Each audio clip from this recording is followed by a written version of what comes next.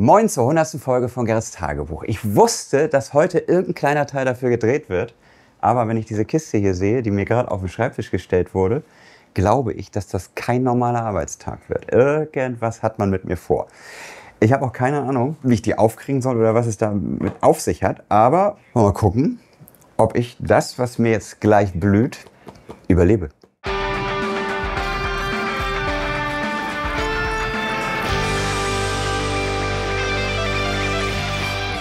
Ich weiß jetzt nicht, wie es weitergeht. Also. Aber ich weiß es, was ihn erwartet, und es wird mega. Wir nehmen euch nämlich mit auf eine ganz verrückte Reise. Es hat eigentlich zwei komplett unterschiedliche Parts, dieses Gerrits Tagebuch 100. Am Anfang werden wir nämlich Gerrit mal richtig herausfordern, was er alles kann und was er auch nicht vielleicht kann, wo seine Grenzen sind. Und dann folgt ein emotionaler Part. Ihr könnt es euch nicht vorstellen. Gerrit war zu Tränen gerührt. Er war am Ende sprachlos, und es wird euch genauso gehen, weil ganz viele aus seinem Dunstkreis hier im Wunderland haben mitgemacht und er wusste davon nichts. Schaut selbst.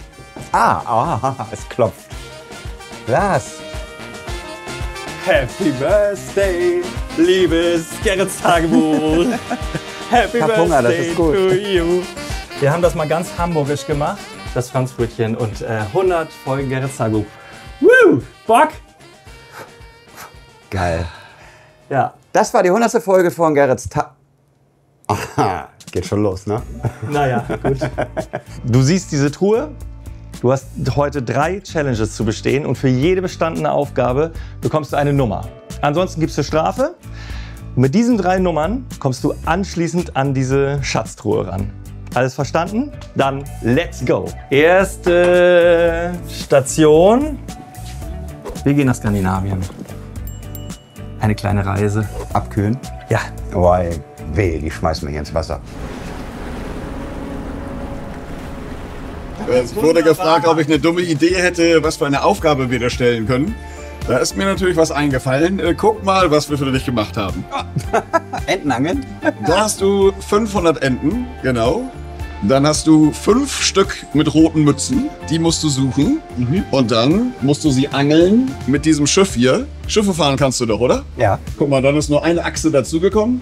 Hier hast du die Angelroute, um die Enten dann zu angeln. War mir aber ein Tick zu einfach.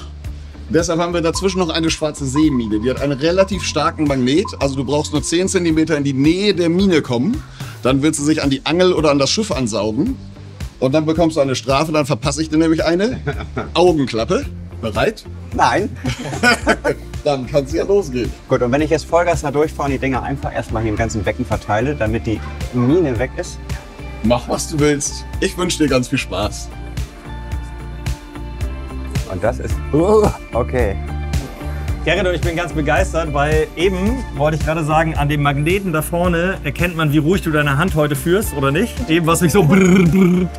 Aber jetzt, guck mal, jetzt kommt's doch langsam. Das ist ja auch eine Aufgabe zum Runterfahren, wenn man so will. Angekommen bei den ersten Enten. Ich sehe vor allem die ersten mit rotem Hut. Wo ist denn die Mine? Die sehe ich gar nicht mehr. Die Ist die sitzt da schon? drüben. Ah, Ja. okay. Ich dachte, sie backt schon an dir dran, aber gut. Ah, da kann man mal wieder sehen, wie Ja, schwer der das ist in halt Miniatur alles ist. Jawohl. Oh. Ja! Ja. Oh, Wahnsinn. Cool. Okay, du löst auf, So, was muss ich jetzt damit Ich machen nehm mit die dem ab, Ding? Alle 5 ist die Challenge, ja? Alle 5, ja. Oh, guck mal, sehr gut. Stark. Und voll auf Kurs, ich sehe schon, Gerrit. Das läuft gut. Willst du auch einmal Sauber. Mist, die Mine ist auch nicht so gefährlich, wie ich sie mir oft hatte, habe ich das Gefühl. Die müsste eigentlich noch steuerbar sein. Das wäre es gewesen. Ich habe ja noch was vorbereitet. Oh, sehr gut. Jetzt hast du aber einen Run. Ja, Wie okay. du mit dem Querstrahlruder die Enten wegpusten. Wie ich sie mit dem Querstrahlruder die da musst Seemine du- in Richtung der Das ist roten gut. Das ist wirklich gut, wie du das Musst machst. du doch noch durch das Minenfeld durch. Fantastisch. Krass auch, wie viele Enten schon am Rumpf Ja, kleben. durch die Kapillarwirkung nur, ne? Oh, Gerrit, ey, nicht richtig schlecht. Gut, richtig gut. Wir haben dich mal wieder unterschätzt. Ja. Wirklich. Und jetzt noch mal zu guter Letzt. Einmal gegen die Mine. Gut Soll ich gemacht. mal gegen die Mine fahren? Okay. Ja, danke. Also so können wir weitermachen. Das war keine Herausforderung. Tatsächlich hat sich ja bewiesen, du bist ein super Captain, aber du bist ein noch besserer Mathematiker. Unter den Enden sind Zahlen, die müsstest du einmal zusammenrechnen. Wenn du das Ergebnis hast, dann hast du die Aufgabe hier erfolgreich geschafft. Ach, unter den? Unter den roten, genau. 51 plus 17 sind 68. Boah, ich hab einen Run, ne? 258? Richtig! Yeah. Nein. Nein, ich weiß das Ergebnis nicht, aber ich sage jetzt einfach so. richtig. So, Gerrit, da du das eben überraschend souverän gelöst hast, das ist wirklich, also ich hatte es mir auch wesentlich komplizierter vorgestellt, das kann natürlich nur an dir liegen. So, müssen wir wahrscheinlich ein bisschen den Schwierigkeitsgrad erhöhen. Doch, doch. Wozu? Wir wollen noch spielen. Jetzt geht es ein bisschen ums kleine, filigrane. Mal gucken, wie da so die Übung noch dir in den Fingern steckt. Gut. Wollen wir los? Dann Geht es bin ich jetzt gespannt. nach Monaco. Hier geht es um deine Lötfähigkeiten. Tritt näher, lieber Chef. Das ist schon ganz schön klein, ne? Da wollen wir doch mal sehen, was er an der Hand noch so alles kann. Hey, Sascha, komm ran, tritt näher. Ich hätte alternativ, Gerrit, habe ich noch die Möglichkeit, wenn wir jetzt keine Absauge gehabt hätten, dann hätte ich hier noch... Mir die Clownsnase aufgesetzt. Also, deine Aufgabe wird sein, diesmal diese Platine mit entsprechenden LEDs zu bestücken. Wenn wir später eine Spannung angeben, wird dort eine Zahl erscheinen. Boah, SMD, ne? Das ist wirklich der Tod. Ein paar Sekunden später. Ich stelle fest, die Challenge ist in Wirklichkeit nicht Löten, sondern Schaltplanraten. Denn Das ist eine gute Frage, ja. Ich hab das Genau. auch nicht gemacht. Derjenige, der es gemacht hat, der ist leider heute nicht da. das ist gut. Dann Das raten ist wir immer jetzt gut. den Schaltplan. Wir haben ja hier ein Beispiel. Ah, sehr gut. Hier drauf kannst du genau erkennen, wie das dann zu machen ist. Ah, wie das am Ende aussehen soll. Ja. Genau. Damit weißt du Bescheid, auch in welcher Reihenfolge, in welche Richtung oder wie die aufgelötet werden halt. Die müssen ja zusammengelötet werden. Da müssen ja zwei auf ein Pad. Ja, ich glaube Weil ja. ich habe ja hier nur... Ja, richtig. Ja, also einfach kann ja jeder. Ich kann dir sagen, I feel you, ey. Ich würde so ins Essen brechen. Im schlimmsten Fall Ja. wäre ja meine Idee, die Chefkarte spielen und den Mitarbeitenden die Aufgabe delegieren. Wäre zu einfach. Das wäre zu einfach. Wie lange ist euer Tape? Das dauert. Ich bin wirklich fasziniert und ich muss ganz ehrlich sagen, ich möchte nicht mehr tauschen mit euch. Wahnsinn, Wahnsinn. Für die, die sich wundern, was das hier für ein Zirkus ist, wir drehen heute die 100. Folge Gerrits Tagebuch und da hat man sich gesagt, das machen wir mal anders, man ärgert mich. So ärgert man mich anscheinend, das stimmt aber gar nicht. Weil eigentlich macht das Spaß. Die zweite sitzt. Ich dödel das jetzt da irgendwie, ich denke da jetzt das irgendwie ran und Brat das mal daran. Genau. Ja. Hauptsache leuchtet nachher gerne. Geht das abschnittsweise? Wissen wir, ja, guck mal, leuchtet. Ja. Siehst du schon mal die erste. Hallöchen. Das sind aber die ganz wichtigen Erfolge, die wir gehen. Willst du mal durchgucken? Also das nennt sich ja nicht umsonst Miniaturwunderland. Um jetzt hier mal ein bisschen Zug reinzukriegen in die Sache und den Schwierigkeitsgrad noch ein bisschen weiter zu erhöhen. Wir hätten jetzt noch 4 Minuten und 10 Sekunden. Dann machen wir das jetzt ganz einfach. Aha, Bro. In 4 Minuten und 10 Sekunden ist das unmöglich. Es sei denn, ich gebe die Challenge hiermit verloren und ich habe sie nicht verloren, wenn Sascha das in 4 Minuten und 10 schafft. Ja! So, das machst du gut. Ja. Nicht ganz so schnell wie ich, aber gut. Ja. Wenn du das jetzt so siehst, bist du froh, dass sich seit Jahren schon andere damit befassen? Es ist ein ganz klein bisschen eine Erinnerung an alte Zeiten gewesen, weil ich habe wirklich sehr, sehr gerne Autos und so weiter gelötet. Und ich habe es noch nicht ganz verlernt. Das heißt, ich könnte es noch weitermachen, aber ich reiß mich nicht drum. Also alleine dieser Moment, du steckst das Ding am Ende an und es leuchtet, das ist schon so ein, das ist Kleines schon so ein Erfolgserlebnis, Glücksmoment, ne? Komm, den Punkt kriege ich, komm. Ich glaube, den Punkt, den habe ich mir verdient. Ich bin jetzt unangenehm, aber die letzten 50 Sekunden laufen. Entweder jetzt noch Fehlersuche machen und mit halbem Erfolg rausgehen Ah, das wird nichts. Das ist zu kurz. oder weiter drauf braten. 5, 4, 3, 2. Ja, brat ihn weg. Man sieht, Yes. wie unfassbar diese Arbeit ist, ne? wenn man sie noch von Hand machen muss. Halleluja, ey. Diese Challenge ist leider verloren. Verhandlung. Ja, Es ist eine Challenge, die nicht schaffbar war. Ja, weil der das war- beste Löter in diesem Lande Ja. ist Sascha. ja. Wir können mal gucken, ob was dann auch wirklich dann leuchten soll. Das haben wir das Original, ne? Das stecken wir mal an, dann gucken wir mal, was dann auch leuchten soll. Was ist die Guck mal, die Nummer? leuchten sowieso nicht die beiden, die ich da aufgelöst habe. Ah, nein, wie gemein. ist die- Oh, ist ja doppelt gemein. Ja. Also die 3 gibt's, die addieren wir drauf. Dann gibt's natürlich auch noch eine kleine Strafe. Und weil du es besonders liebst, wenn die Challenge in Monaco nicht geschafft wird, dann gibt's den Anzug des Fürsten an. Und dann auf zur 3. Challenge. So, Wohlfühl-Outfit weg. Es ist echt. Ich trage so selten Anzug, weil. Mag ich nicht. Aber egal. Eine Challenge haben wir noch. Ich habe hier Und- was gesehen. Richtig, du hast da was gesehen und ich hätte hier das gegenteilige Pendant dafür. Nein. Und übergebe dir das feierlich in deine Es geht nach Knuffing. vorsichtigen, zarten Hände. Genau, es geht dahin, wo alles begonnen hat, lieber Gerrit. Die Aufgabe wird sein, von Knuffing zum Airport und im Airport in Richtung Hangar. Und dort ist dann die letzte Zahl Im fließenden Verkehr. im fließenden Verkehr. Dir werden 6 Fehler zugestanden. Also sechsmal, dass der Leitstand eingreifen muss. Ja, das ist jetzt schon sehr, sehr kulant. Da sind einige Tunnel drin, da Ja, sind genau. einige Überführungen. Aber der Kandidat sind- doch parken vorher, oder? ist das So schön am die Rad. Ladestation dazwischen. Ja, Also komm, das wir ziehen haben wir einiges zu tun. Und, Freu mich. Gerrit, E-Autos, ne? Was ist die größte Schwierigkeit bei den E-Autos? Nein, ich hab eine begrenzte Akkukapazität. Ey, leck mich. Nein. Komm, wir gehen los. Oh, nö. Ist ja auch was anderes, das vor Publikum zu machen, ne? Oh ja, auf jeden Fall. Aber alles andere wäre Moin. ja auch, wo soll ich langweilig. anfangen? Du fängst an am Schloss. Nur zur Sicherheit einmal noch, ne? 6 Fehler. Wenn du das übertrittst, dann gibt es eine Pizza-Party fürs Team. Dann übertrete ich das doch absichtlich. Die 1800 Gäste sind natürlich auch noch eingeladen. Komm schon. Also wenn ich das nicht schaffe, ja. dann gibt es eine Pizza-Party fürs Team, die Frederik bezahlt. Habe ich das jetzt richtig verstanden? Jetzt unterhalten wir uns doch endlich. Ei. Okay. Gut. Okay. Das ist Vollgas? Ihr wollt mich veräppeln, oder? Ah, das heißt, ich kann ja gar nicht schnell ausweichen, wenn irgendwas passiert. Jetzt ist die Symbolik auch klar geworden, ne? Auf dem Auto. Die Pizza. Ja. Untersteh dich hier. Ich will keinen Blinker sehen Boah. von denen. Okay, alles klar. Wenn dich da... Gerrit.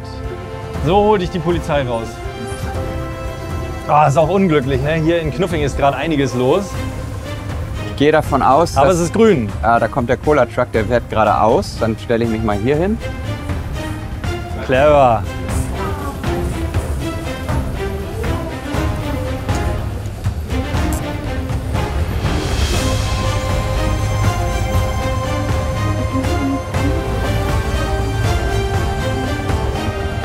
Achtung, für los. Du siehst sie, ne?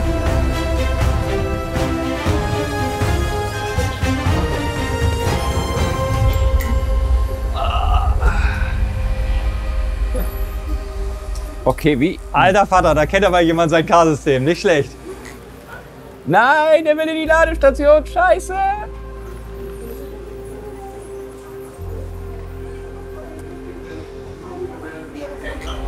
Boah. Durchgezogen, nicht schlecht.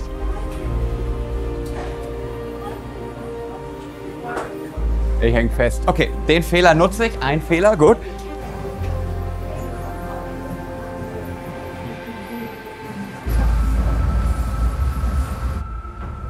Den habt ihr losgeschickt extra. Ich hab's Nein, der fährt nicht los sonst.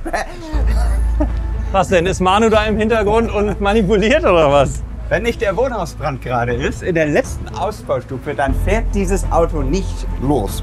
Ich lege hiermit offiziell Protest ein, weil der fährt sonst nicht los. Ich sehe, überall stehen Autos bereit, um dann losgeschickt zu werden, wenn ich komme. Was? Aber Was? Wer seine Feinde kennt. Manu und Krischi für Lars, K-System und Airport technisch, macht Gerrit gerne das Leben schwer, soweit ihr könnt.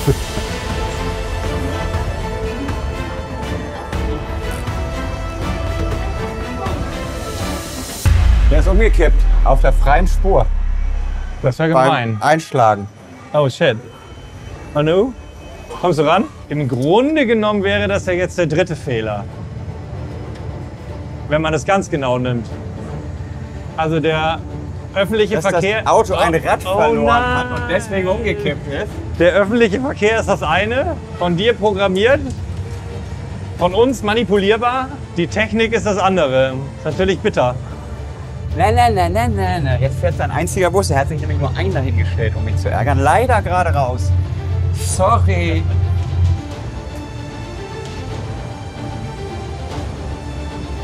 Hat er sich wohl gedacht, ja? In dem Moment, wo ich das Auto in die Richtung bewegt habe, sind die Leitstreifen grün geworden. Hat ihn leider verraten. Dann lasse ich ihn einfach mal vorbei. Danach ist der Weg frei. Mal gucken, was sie sich am Leitstein jetzt einfallen lassen, um mich zu ärgern. Ich fahre mal ganz gemütlich weiter, weil sie haben ihr Pulver in diesem Moment verschossen.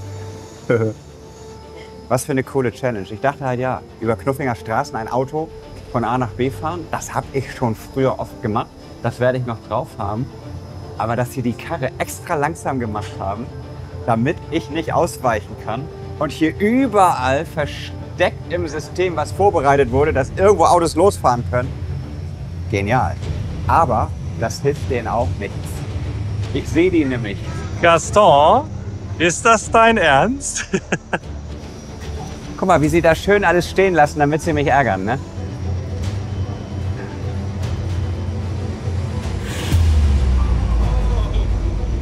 Vorwärts und rückwärts verwechselt. Mann!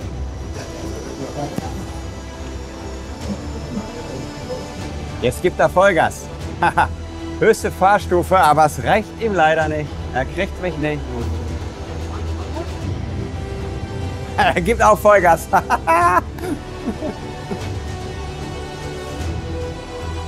Netter Versuch. Ja, jetzt musst du natürlich noch fahren können, ne? Ich komm nicht. Ich warte ja bloß, bis er daherkommt, weißt du? Ja. Ich kenne ja die Geräuschkulisse hier am Flughafen. Ich weiß, dass Sie hinten den Feuerwehreinsatz gestartet haben. Und jetzt gleich 12... Ah!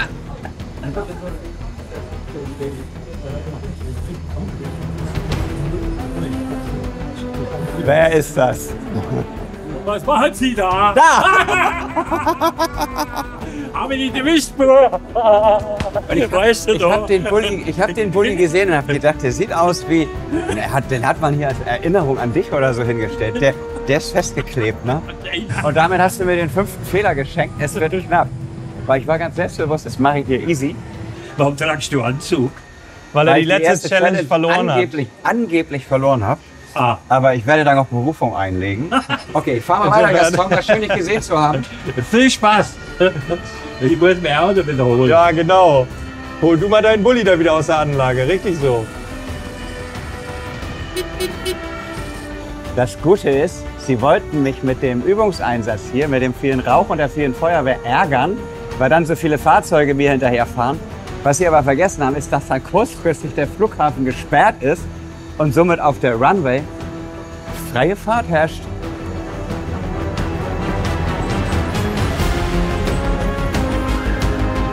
Ich musste erst mal gucken, was ihr hier noch versteckt habt, was hier plötzlich losfahren könnte. Das Rad wollte schon wieder abfallen, aber ich bin nicht drauf reingefallen. So, Gerrit, Zielgerade, ne? Soll er rückwärts vorfahren, ne? So ist das. Und was kriege ich jetzt noch als letzte böse Falle gestellt? Rückwärts einparken. Kann er, der Mann, oder nicht? Das sieht sehr gut aus. Jawohl! 100. Die 100 Die 100. erreicht. Glückwunsch zur 100. Sendung, ne?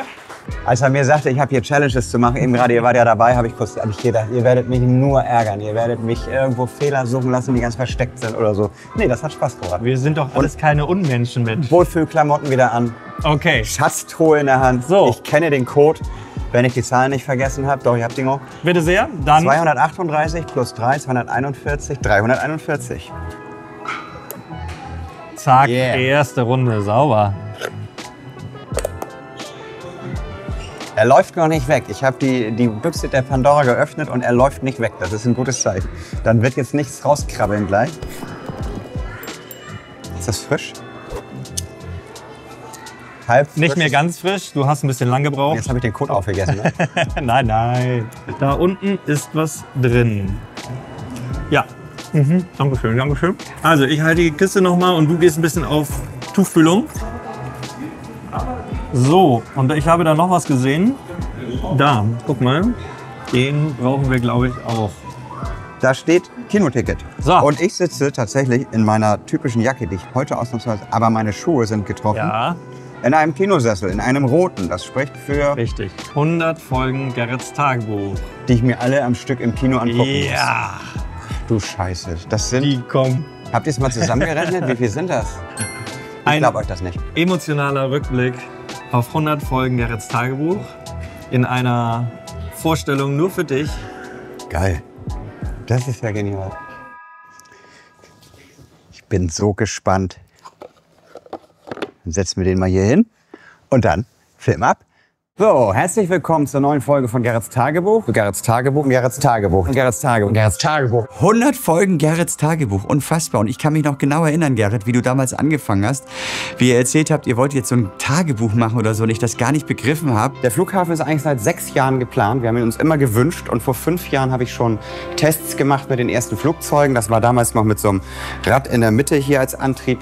Das erste Video liegt ja mittlerweile fast unglaubliche 16 Jahre zurück. Damals hattest du ja schon 2 Jahre am Flughafen gearbeitet und wir, die dir nahestanden, haben mitbekommen, mit welcher Leidenschaft, mit welcher Akribie du dich da reingekniet hast und dass du auch nicht schlafen konntest, wenn es irgendwelche Antriebsprobleme gibt, dass dich der Flughafen eigentlich 24 Stunden am Tag Dauer beschäftigt hat. Und so ist dann die Idee von Gerrits Tagebuch entstanden, dir ganz, ganz nah beim Arbeiten zusehen zu können. Und schon die erste und die zweite Folge waren dann irgendwie 200.000-300.000 Views und ich dachte, boah, Wahnsinn, die kleben dir ja an den Lippen. Wir haben mal alles zusammen addiert, dass jetzt über 1 Million Klicks auf Gerrits Tagebuch hatten. Und das ist wirklich ein tolles Ergebnis, über das wir sehr stolz und glücklich sind und uns vor allen Dingen bei euch allen dafür mal bedanken möchten. Und was daraus geworden ist, ist unfassbar. Und ich glaube, das wäre heute mal Zeit, zusammen zurückzuschauen, wie es angefangen hat, oder? Ja, der Bau des Airports, das war schon eine richtig spannende Geschichte. Ich kann mich da noch so gut dran erinnern. Ich meine, das ist jetzt 14 Jahre her und trotzdem habe ich sofort ein bisschen Schweiß an den Händen und Gänsehaut, wenn ich daran denke, was das für eine Zeit war. Wir haben da so viele Nächte an diesem Teil gearbeitet. Und wenn ich dieses Ding aufsetze, lässt man mich tatsächlich in Ruhe, ohne dass man mir auch dafür böse ist. Der Grund dafür, dass wir hier nicht fahren können, ist nicht, wie vielleicht einige vermuten, weil sie es irgendwo mal gesehen haben, dass wir hier einen Unfall mit dem Lift hatten und dem A380. Also wenn man damals schon gewusst hätte, wie gut der Flughafen jetzt läuft, hätten wir bestimmt viele Sachen ganz anders gebaut. Aber wir wussten es halt nicht. Und es funktioniert ja trotzdem. Eckig kann jeder, hast du mal gesagt, aber was du hier abgeliefert hast, ist ein Meisterwerk. Also diese ganzen Rundungen und der nächste Wunsch, es soll auch jederzeit demontierbar sein, also abnehmbar, damit wir da ran können. Damals haben wir noch mit sehr einfachen Materialien gearbeitet. Als wir feststellten am Flughafen, wir haben so viel Technik, die da rein muss und wir brauchen viel mehr Stabilität, kam es dazu, dass wir von Tischlerplatte und Sperrholz tatsächlich auf Multiplexplatten gewandert sind. Und dass wir angefangen haben, den Tisch an die Anlage anzupassen. Das war quasi für das Wunderland ein kleiner Quantensprung, den wir gemacht haben. Kommen wir von der Holzkonstruktion zur Tarnung, aber bevor wir das tun, Christian möchte einmal seine Mama küssen. Ich starte mein tägliches Fitnessprogramm, den Hindernislauf hinter die Anlage. Ich habe keine Ahnung, was passiert ist. Ich habe nur das Endergebnis gesehen und hoffe jetzt einfach mal, dass beim nächsten Durchlauf, wenn er hier wieder ankommt, den Fehler nochmal machen wird. Aber davon habe ich so jeden Tag 50, 60 Stück. Ja. Stromausfall im Bereich des Flughafens. Gibt es irgendwo im Gebäude noch einen Stromausfall? Aber man muss auch sagen, trotz der ganzen Fehler haben wir nie aufgegeben und am Ende hatten wir richtig schöne Einweihungen und Taufen. Dann hatten wir vor einigen Tagen eine für uns sehr wichtige Sache. Wir mussten nämlich das erste Mal den Flughafen vor laufenden Fernsehkameras live in die Bewährungsprobe schicken. Und dann du ja auch relativ schnell dann auf die Lösung kamst. Wir zeigen das Starten und Landen der Flugzeuge, was ich finde nach wie vor eine super geniale Idee war, dass man dann eben ein Katapult baut. Das war einfach eine super geile Idee und fesselt die Menschen ja, jetzt seit 14 Jahren. Das ist Wahnsinn. Also bei fast allen Sachen ist der Weg das Ziel. Das heißt, die Motivation ist einfach die Freude und der Spaß an der Sache. Und dann natürlich die Eröffnung. Ich muss nur leider kurz blockieren, weil ich die Startregelung festmachen muss. Ich wollte mal Hallo sagen. Es war eine große Freude. Bin sehr gespannt, ob das jetzt gleich so läuft, wie wir uns das vorstellen. Der Flughafen ist hiermit eröffnet. Gebaut haben wir den Airport natürlich in der Hoffnung, dass er möglichst lange hält, so nach den Sterngreifen mäßig. Gedacht war aber schon, dass es ist ja nur ein Prototyp und irgendwie kann man das nirgendwo sonst kaufen, gucken. Selbst damals die Hersteller haben gesagt, einen Linearantrieb können wir in der Länge machen, aber Garantie gibt es nicht, weil keiner weiß, ob es dann funktioniert. Aber es hätte im Prinzip niemand gedacht, dass wir noch heute eigentlich original das, was wir damals eingebaut haben, noch benutzen und immer noch so im Schein steht und so gut funktioniert. Und super froh bin ich auch, dass du hier warst, Niki, oder hier bist. Und wir haben schon viel gefachsimpelt. Nein, ich muss ehrlich sagen, ich bin überwältigt, was da hier alles produziert wurde. Weil ich kann mir den technischen Aufwand natürlich vorstellen, den man da hinein buttern muss, dass das alles so in seinen Abläufen stimmt. Bei jedem Blick, wenn man auf diese Anlage schaut, entdeckt man wieder was Neues. Und das ist ja das Tolle hier, dass man einfach stehen bleibt und nicht mehr wegkommt, weil man noch nicht alles gesehen hat. Und ich habe hinter den Kulissen oft gedacht, das habe ich nie in die Kamera gesagt, das habe ich auch den 40 Leuten, die hier hinter mir standen, nie gesagt, dass es viele Momente gab, wo ich aufgeben wollte, wo ich gedacht habe, wir haben uns das echt zu viel vorgenommen. Und wenn man das Revue passieren lässt, ich glaube, das Gerrits Tagebuch war teilweise auch so deine psychologische Bearbeitung dieser ganzen Probleme. Ich weiß ja, du warst oft bei mir und hast gehadert und gesagt, das wird nie was. Am nächsten Morgen warst du wieder voller Elan und ich glaube, das hast du auch gebraucht, ne? Es wird natürlich auch nach der Flughafeneröffnung am 4.5. noch weiter Gerrits Tagebuch geben. So, kann losgehen. Läuft? Okay. Naja, also ich habe schon Angst und möchte irgendwie nicht erkannt werden, aber also ja, der Auftrag war ja, das Flugzeug soll auf der Stange sein und kann gerade nicht. Wir haben schon wieder solche Rückschläge gehabt. Nächsten Tag steht er in meinem Büro und sagt, oh, das ist so toll und wir schaffen das alles, wo er mir gestern noch gesagt hat, das geht gar nichts. Das ist Gerrit. Ich war sehr, sehr froh, dass deine Projektliste, deine Ideenliste so lang immer ist und ich sag nur eins, bis auf die Schiffssteuerung. Was ist damit eigentlich? Die Schiffssteuerung, ja, ein leidiges Thema. Seit vielen, vielen Jahren sind wir daran. Eigentlich seit so vielen Jahren, dass sich das Ganze zum Running Gag entwickelt hat. Aber es macht Fortschritt. Es dauert länger als erwartet, weil wir hier und da Problemchen haben. Wir haben nämlich festgestellt, dass die Winkel der Kameras, wie wir sie in die Decke geschraubt haben, durchaus noch optimierbar waren. Naja, die Schiffssteuerung war das erste große Projekt, mit dem ich im Wunderland betraut wurde. Bedauerlicherweise ist es bis heute nicht zum Ende gekommen. Aber es war ein aufregendes Projekt. Für einen Softwareentwickler natürlich ungemein spannend, A, vor Gästen zu arbeiten, B, in diesem eiskalten Wasserbecken rumzuwarten. Du hast eine Software geschrieben, die Ortung sowohl als Rohdaten als auch als erste Glättungsversuche zeigt. Und man sieht, das Ergebnis ist schon gar nicht schlecht.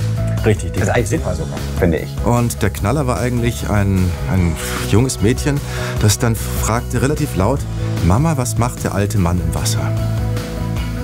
Das fand ich grässlich. Denn die Wahrheit ist, an der Decke hängt ein Ortungssystem. Unsere Herausforderung 2005, als wir hier eröffnet haben, warum die Schiffssteuerung nicht funktioniert hat, war die Ortung. Und es bleiben eigentlich nur 1 bis, sagen wir mal, 1,5 Ideen, wie man das lösen könnte.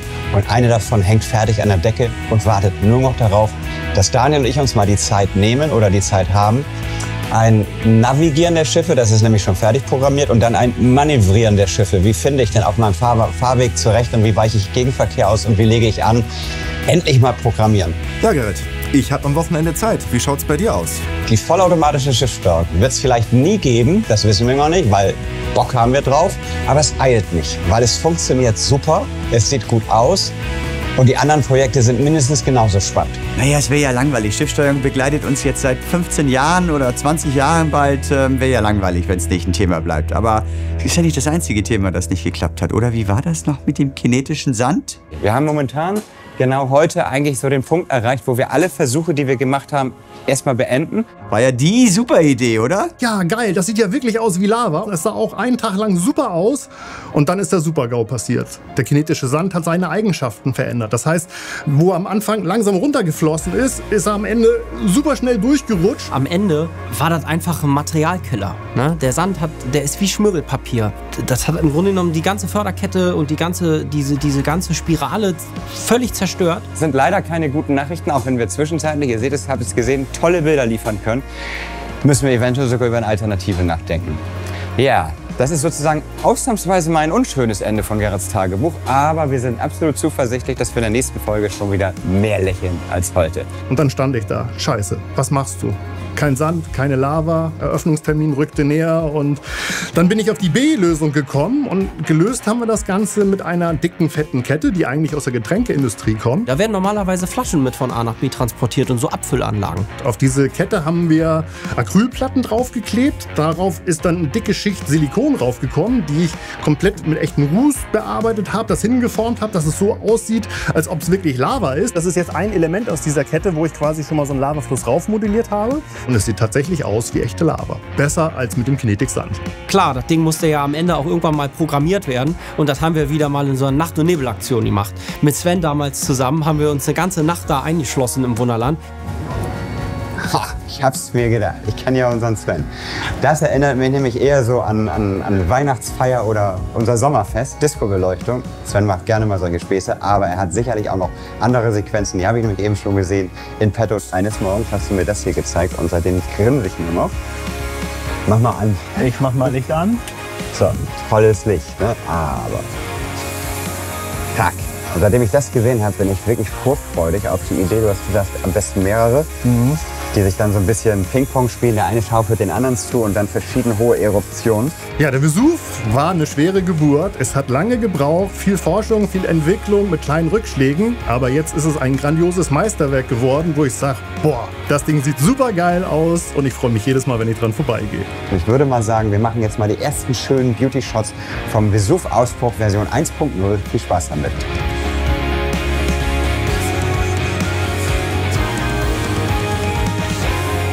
Ja, Vesuv ist fertig und das ist wie so oft dieses Gefühl, Gerrit, du kannst dich nicht mehr toppen. Es geht nicht mehr. Es kommt nichts mehr, was noch verrückter ist. Und klar, wir wussten ziemlich schnell, da kommt immer wieder was. So, auf dem Weg zur Lokwerkstatt bin ich an dieser wichtigen Tür hängen geblieben. Sie beschäftigt uns schon seit 10 Jahren und wenn alles gut läuft, fliegt sie in 3 bis 4 Jahren raus. Da kam ja auch dann irgendwann der Moment, dass ich in einem Gerrits Tagebuch, glaube ich, mehr als 20 Sekunden geredet habe. Ansonsten spielte ich nie eine Rolle. Ich durfte nicht.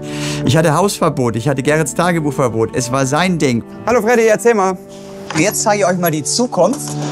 Wir verhandeln nämlich gerade mit unserem Vermieter, der Hala. Da tauche ich plötzlich auf. Ich hatte was zu sagen. Das war richtig cool für mich. Wir wollen liebend gerne eine Brücke hier rüber bauen. Und zwar über den Fleet, diese 30 Meter, am liebsten mit so einem Glasdach so rund rübergezogen, vielleicht noch ein bisschen Stahl mit rein. Danke Freddy für deine Vision immer wieder aufs Neue und es ist tatsächlich so, es fehlen nur noch letzte Details. Ja, ja, die berühmten letzten Details. Das ist unsere ganze Kindheit auch so gewesen. Wenn Gerrit und ich zusammen gespielt haben, es mussten immer noch alle Details geklärt werden. Es musste noch mehr gemacht werden. Da fehlte noch was und wenn es was fehlte, war es nicht fertig. Und das ist aber ehrlich gesagt immer das Schönste überhaupt gewesen, weil die Vorfreude dadurch ganz toll war. Und diese Vorfreude bei der Brücke war auch wirklich mega. Und dann kam endlich dieser große Tag. Es ist der Moment, wo die Seile sich spannen an der Brücke. Wir haben einen 800-Tonnen-Kran hier stehen, 2 Tage aufgebaut. Aber viel wichtiger, 15 Jahre voller Vorfreude kommen jetzt auf einen Punkt. Vor 15 Jahren stand Freddy an der Luke hinten und hatte die Vision, wir bauen hier irgendwann mal eine Brücke rüber, um uns zu erweitern. Und heute ist der Tag X. Man hört es auch an meiner Stimme, wenn man mich kennt, es ist ein besonderer Moment. Wir haben ja Meilensteine ohne Ende im Wunderland gehabt, aber das war der Meilenstein, kann man fast sagen. Also wirklich so ein Brückenschlag über das Fleet rüber in ein anderes Gebäude mit einer schiefen Brücke. Und das im Weltkulturerbe. Das ist ja wirklich auch noch eine Herausforderung gewesen. Ich werde ihm jetzt mal sein Interview smashen da. Er ist voll in seinem Element. Ich brauch den. Also, moin. Es war schön, dich zu beobachten, weil man kennt dich so, ne? Ja, eine Brücke und... Wo was hinstellen? Ich würde da vorne war gut, ne? Unfassbar. Ich wollte eigentlich ein Foto nur haben und dann habe ich mich reingesetzt und dann war jetzt drück mal aufs Gas. Ging ja plötzlich los, weil er war in einem Ruhemodus und dann jetzt machen wir mit dem Joystick und da war der Ausleger zum Test gerade über den Fleet rüber und dann sagt er, jetzt hol ihn mal zurück. Und ich, was willst du? Ja, hol ihn mal zurück, mach mal mit dem Joystick und dann habe ich diesen riesengroßen Kran zurück aus dem Fleet hier rüber gesteuert. Krass. Da bin ich etwas neidisch. Ich lungere hier aber schon die ganze Zeit rum, ob ich alles gut auch mal darf.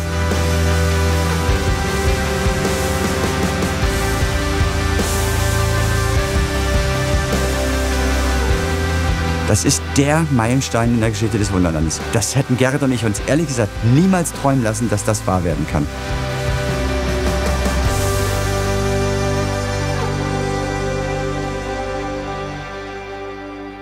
Ich habe mir gedacht, es ist mal an der Zeit, über ein Thema zu reden, was wir seit einem Jahr im stillen Kämmerchen betreiben und euch immer so ein bisschen vorenthalten haben. Der Grund ist, dass wir bei diesem Thema so unsicher sind, ob das jemals funktionieren wird, dass wir nicht irgendwelche Begehrlichkeiten und Erwartungen wecken wollten, indem wir am Anfang toll erzählen, was wir jetzt gerade Schönes vorhaben und es am Ende nicht funktioniert.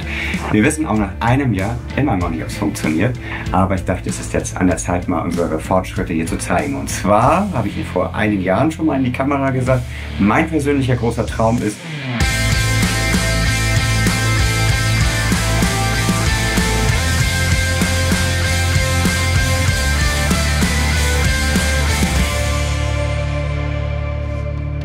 eine Formel-1-Strecke.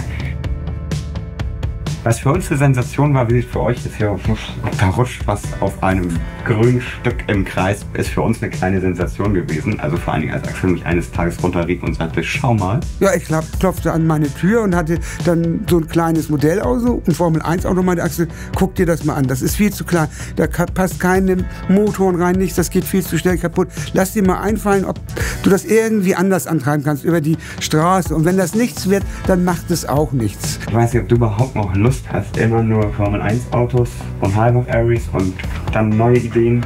Ja, weil mir immer wieder neue Ideen kommen, habe ich natürlich auch Lust, die umzusetzen. Dann habe ich erst mit ganz vielen Spulen eigentlich irgendwelche Dinge ausprobiert und habe dann recherchiert und kam dann auf so eine Technologie, dass man mit einem Magnetfeld tatsächlich durch einen durchflossenen Leiter genug Energie kriegt, um einen Magnet zu bewegen. Das war mir nicht bewusst. Habe ich ausprobiert und dann habe ich da immer weiter getüftelt, bis dann irgendwas sich bewegt hat. Ich werde jetzt eine Teststrecke zeichnen, die wir auch gerade bauen. Es wird ein Oval. Das hoffe ich, wenn alles gut läuft, könnt ihr das nächstes Mal schon sehen, mit dem ich das testen kann. Ich möchte jetzt ein Auto auf diese Strecke setzen können und sagen können, fahr. Mensch, jetzt ist dieser Clip, den wir gerade sehen, von 2017. Die allererste Ankündigung war einfach 2015. Das ist so eine Zeitspanne. Und jetzt muss man sich dazu noch vorstellen, dazwischen sind so viele Dinge passiert. Das ist abgefahren. Ich fand die Idee so spannend, auch wenn ich dir nicht geglaubt habe, dass wir das schaffen werden oder dass das am Ende klappt im Dauerbetrieb. Ich erzähle das eigentlich deswegen, hole ich es jetzt mal aus der Vergangenheit hoch, weil so ein bisschen gerade diese Wochen gerade der Moment ist, wo ich das erste Mal glaube, wir kriegen das hin. Ich war der Erste davon überzeugt, dass das klappt, während Gerrit die Jahre später in der Zeit, ja, zu 50%, zu 30%, ich war mir sicher. Aber ihr könnt euch gar nicht vorstellen, was das für mich für eine Nachricht ist, dass hier 6 Autos im Kreis fahren. Weil es gab keinen physikalischen Sinn, warum es nicht funktionieren sollte. Wir kämpfen seit Wochen gefühlt gegen Windmühlen. Und zwar einmal auf der Softwareseite. Beide Softwareseiten, also sprich die vielen Mikrocontroller in der Anlage, als auch die Hauptsteuerungssoftware im PC, sind mit der Aufgabe also ganz schön überfordert. Dann brachte Gerrit das Thema Kameras auf. Er sagte, wäre doch cool, wenn wir wie im echten TV, wie bei der echten Formel 1, ein Live-Bild von der Strecke hätten. Das war so ein Treppenhausgespräch, wir standen an der offenen Flehtür. Es war ein schöner Sommertag und ich hatte keine Idee, wie man sowas machen könnte. Aber das war so eine Aufbruchsstimmung. Da sagte man, ja cool, das machen wir. Wie viele Kamerastreams, Livestreams kann man eigentlich in so einen Rechner reinpumpen, ohne dass der zusammenbricht? Da sind wir bei 22 angekommen, HD-Streams, die so ein Rechner verkraftet. Mein Wunsch war nämlich 16. Das heißt, du hast die 22 höre ich jetzt zum ersten Mal, weil du hast gesagt, 16 klappt. Jawohl.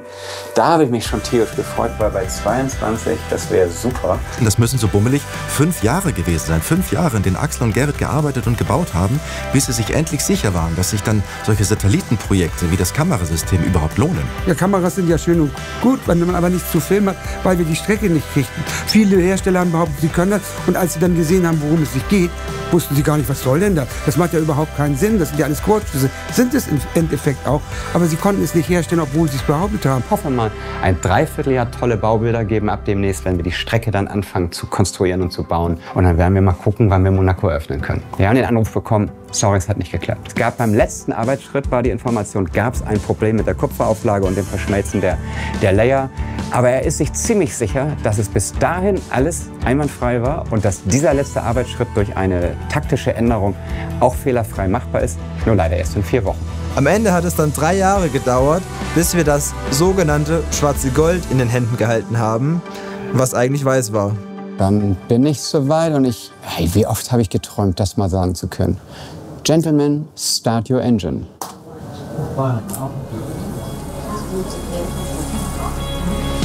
Ja, während der Testphase kamen die Autos irgendwann plötzlich zum Stehen und wir haben nicht herausgefunden, warum. Und wenn man sie hochgehoben hat, machte das den Eindruck, als ob das Magnetfeld immer noch da war. Es hat ewig gedauert, bis ich herausgefunden habe, dass die statische Aufladung dafür verantwortlich war. Als diese Erkenntnis kam, standen wir alle da und meinten, oh nein, es ist so simpel. Gerrit, das Emotionen, die man da immer mit aushalten dürfte, war so, wir brechen das Ganze jetzt komplett sofort ab.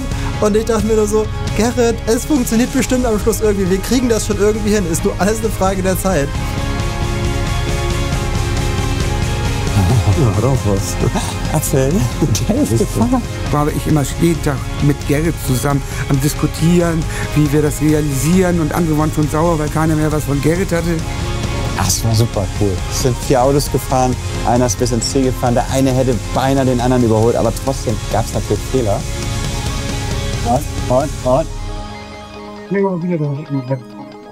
Yes! Jetzt ist es aber, jetzt ist es aber.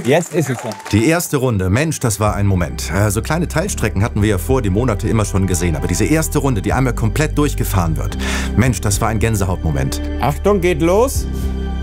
Hier ist es warm. Hier ist es sehr warm. Der ist heiß. Ja, Gerrit, geschockt warst nicht nur du, sondern auch Nico Rosberg, als das Ganze dann endlich gelaufen ist. The whole of Monaco during Grand Prix weekend. My school is there. That's where I went to school. That's my Klassenzimmer. Und ab dann wussten wir, das System hat Potenzial. Wir kriegen das Auto über diese 24 Meter bewegt. Und wenn wir ein Auto bewegt kriegen, mein Gott, dann kriegen wir auch 14 bewegt. Das kann ja wohl nicht so schwer sein. Ja, wir hatten ja die ganze Zeit über ganz viele Rückschläge und es ging 2 Schritte vor und 3 zurück. Und irgendwann sagte Gerrit mal Bescheid und sagte, das müssten wir jetzt auf jeden Fall mal angucken. Und da standen wir in der Anlage und da fuhren tatsächlich 8 mehr oder weniger fertig bemalte Autos und haben über 3-4 Runden ein Rennen simuliert. Und das war schon so sensationell und das war kurz vor der Eröffnung. Und da kriegt man das erste Mal doch so ein bisschen Hoffnung, das könnte vielleicht doch klappen. Ja, und dann steht Gerrit eines Tages bei uns im Büro und sagt, ey Jungs, wollt ihr mal was Krasses filmen? Gerrit rief uns zusammen und sagt, wir fahren jetzt mal ein Rennen mit ganz vielen Autos. Und ich stand da wirklich. It's lights out and away we go. Red Bull has the pole position and pulls away. Und dann haben wir den Imagefilm von Monaco gedreht und den wollten wir einfach auch nochmal auf ein nächstes Level heben und haben deswegen uns einen Motion Control Kameraroboter besorgt. Mit dem konnten wir einen Shot hinbekommen und den wollten wir auch unbedingt haben, den wir so nie hätten umsetzen können. Und zwar eine Ego-Perspektive von so einem kleinen Formel-1-Auto, wie es über die Strecke fährt. Und genau da passiert's. Der abendliche Anruf von Manuel, einem Kollegen vom Leitstand, der sagte, du, unserem TV-Team ist da gerade ein Kamerakran in die Formel-1-Platine gerauscht. Ich dachte, was ist euch passiert? Wir stehen weniger als eine Woche vor der Öffnung und ihr habt was gemacht. Ich war nervös, das kann man mit Worten nicht beschreiben. Wir wussten, die Fürstenfamilie, die kommt extra aus Monaco nur für uns nach Deutschland, nach Hamburg geflogen. Gerrit war zu der Zeit im Urlaub und dann haben wir beschlossen, wir lassen den Chef im Urlaub. Wir haben in Rekordzeit die Platine gewechselt oder die Kollegen haben die Platine gewechselt, neu beklebt. Aber Gerrit kam aus dem Urlaub zurück und sagte, was habt ihr mit meiner Platine gemacht? Und das Lustige ist, während ich hier gerade rede, habe ich auf den Bildschirm geguckt und ich habe einen Vollabsturz meiner Steuerungssoftware. Original, das klingt jetzt komisch, aber das habe ich seit Monaten nicht gehabt. Druck. Ich habe keine Ahnung, was hier los ist. Wenn ich noch mal einen Monat zurückschaue, da waren unsere Listen, auch bei Stefan, auch bei Daniel fürs Kamerasystem, die waren so lang, dass ich nicht dran geglaubt habe, dass wir zu diesem Punkt kommen können, dass wir sagen können, wir können das eröffnen. Und dann arbeiten wir alle zusammen über Jahre an diesem Moment der großen Eröffnung von Monaco. Schaffen das, wovon wir geträumt haben, dass wir Albert, Charlene und sogar die Kinder ins Wunderland bringen und mit ihnen gemeinsam ein Rennen fahren. Ich habe damals immer gesagt, das war surreal. Und das trifft es auch am besten. Surreal, weil du konntest es nicht begreifen. Es war mit die schönsten Gefühle, die man haben kann. Diese Aufregung, diese Angst, aber auch Vorfreude zu haben. Da kamen die um die Ecke mit den weißen Mäusen, ganz wie Polizei. Und die haben ins Mikrofon geschrien, die Polizisten, fahren Sie an den Rand! Now it's the moment. Gerrit is very, very nervous. Yes, it's an honor to have you here, because 11 years ago we had the idea to build a Formula One race. Proben das Tag für Tag und sind auf alles vorbereitet und wissen, es gibt eine ganz kleine hypothetische, oder so klein war sie, glaube ich, gar nicht, in meinen Augen war sie vielleicht klein, Chance, dass es schief geht. 3, 2, 1, 0, start! Und was tritt ein? Es geht schief. In Miniature. Oh. There's only one moment we are frightened about, and this is exactly the moment. Und was machst du? In einer Souveränität moderierst du es weg, dass der Ausfall sogar zum Highlight wurde. Und das ist neben all der Technik, neben all dem Genie, der in deinem Kopf und deinen Händen steckt, halt auch eine wahnsinnige Gabe, dass du einfach vor Menschen, vor der Kamera unfassbar gut bist. Es war einfach eine Mischung aus Superlative und Superlative. Anders kann man das nicht sagen. So, we have a winner. The smallest trophy in the world. Man hat bei First Albert so gemerkt, wie unfassbar stolz und begeistert er davon war, dass das im Wunderland ist. Und das war natürlich für uns der Stempel und für uns auch die Ehre, von der wir immer geträumt haben, wo wir nicht gedacht hätten, dass wir diese jemals bekommen. Und ja, es war, ehrlich gesagt, genau der richtige, der verdiente Abschluss dieses großen Projektes Monacos. Naja, jetzt ist es vorbei. Jetzt ist es fertig. In diesem Team zu arbeiten mit Axel, Daniel, Gerrit, es hat uns in gewisser Weise irgendwie zusammengeschweißt. Es hat richtig Spaß gemacht. Und am Schluss dieses Ergebnis zu sehen, wo man dann sieht, hey, es funktioniert endlich. Da ist einem so ein Stein vom Herzen gefallen. Obwohl, es ist noch nicht vorbei. Es ist ja noch gar nicht vorbei. Ich habe ja noch genug Ideen. Ein bisschen fehlt einem das auch, weil da könnte man immer so weitermachen. Dann will man auch gar nicht fertig werden, weil auch wenn es fertig ist, dann ist es vorbei. Klingt ganz gut. Jetzt ist mal wieder einer dieser Punkte erreicht, den wir schon ein paar Mal in der Wunderland-Geschichte hatten. Nämlich, du hast was Großes erschaffen und danach kommt erstmal diese Leere, wie beim Flughafen, zuletzt bei Monaco. Ich würde mal sagen, wir sind soweit. Was soll danach noch kommen? Wie soll das noch übertrumpft werden? Hi Gerrit, die Formel E in klein, die gibt's bei uns in riesengroß. Von großen Crashes, vielen Emotionen und Siegen ist alles dabei. Pascal Wehrlein for Porsche becomes the 2024 Formula E World Champion. Herzlichen Glückwunsch zur 100. Folge eures Tagebuchs. Eure Monaco-Strecke ist der Hammer und wir sind sehr beeindruckt von eurer Leistung. Und weil wir bei Porsche Riesenfans des Miniatur-Wunderlands sind, würden wir uns riesig freuen und ihr seid herzlich eingeladen, uns auf der Rennstrecke zu besuchen. Wir freuen uns, bis bald.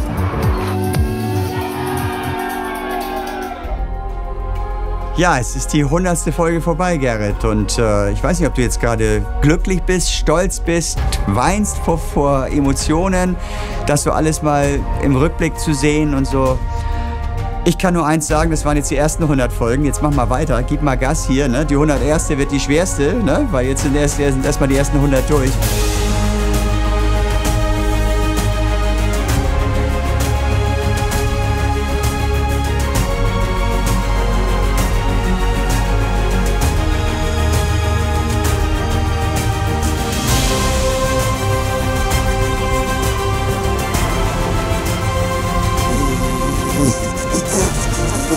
Ich zähle auf dich. Du wirst uns schon noch wieder vom Hocker reißen. Du hast Projekte ohne Ende in deinem Kopf und ich kann es gar nicht erwarten. Und ich gehe jetzt auch mal wieder an meine Arbeit und du legst am besten los.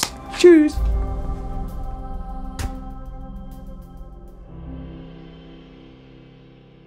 Danke. Also, ja, ich bin klitschnass und ein bisschen gerührt. Also, ja, das waren fette Jahre. Also, da muss man mal wieder die Worte finden, auch hier das mit der Formel E. Ne? Ich bin positiv geschockt. Also, ja, danke alle Beteiligten über diese Worte. Wir haben doch nur gespielt. Ne? Also, ja, ich bin ein bisschen verlegen, weil das mal alles so zusammengeschnitten zu sehen. Und das sind jetzt ja, was sind das, 14 Jahre oder so? Puh. Krass. Er ist motiviert, sehr weiterzumachen. Also, auch wenn das Loch jetzt gerade ein bisschen da ist, weil die Achterbahn hängt so ein bisschen. Die Formel 1 ist natürlich ein Riesen-Highlight, was wir abgehakt haben. Aber täglich noch fordert, weil es sind da immer noch kleine Kinderkrankheiten drin. Ja, ich bin jetzt hoch motiviert, dass wir in 10 Jahren wieder so eine schöne Zusammenfassung sehen. Und ich kann nur sagen, 1000 Dank an alle Beteiligten. Ihr habt mich sehr, sehr überrascht und verlegen gemacht. Und auch, ihr habt das toll geschnitten, Johannes und Hermann. Vielen, vielen Dank. Großartige Arbeit. Ich kann mir vorstellen, dass das mehr als 2 Stunden waren. Ja, damit ist der Zeitpunkt, wo dieser hibbelige, aufgeregte, gerührte und vor Nervosität schwitzende Gerrit sich jetzt von euch verabschiedet. Mit dem tiefen, entspannten Gerrit zusammen, der hier ganz ruhig sitzt und diesen Film genossen hat. Ich danke euch fürs Zusehen und dass ihr mit mir diese Jahre geteilt habt. Und ich freue mich unendlich auf die 101. Folge, auch wenn ich noch nicht ganz genau weiß, worum es gehen wird. Aber ich freue mich sehr drauf und ich würde mich sehr freuen über jeden von euch, der die nächsten Folgen so mit mir weiter genießt, wie wir es die letzten 14 Jahre gemacht haben. Waren es überhaupt 14? Egal. Danke. Tschüss.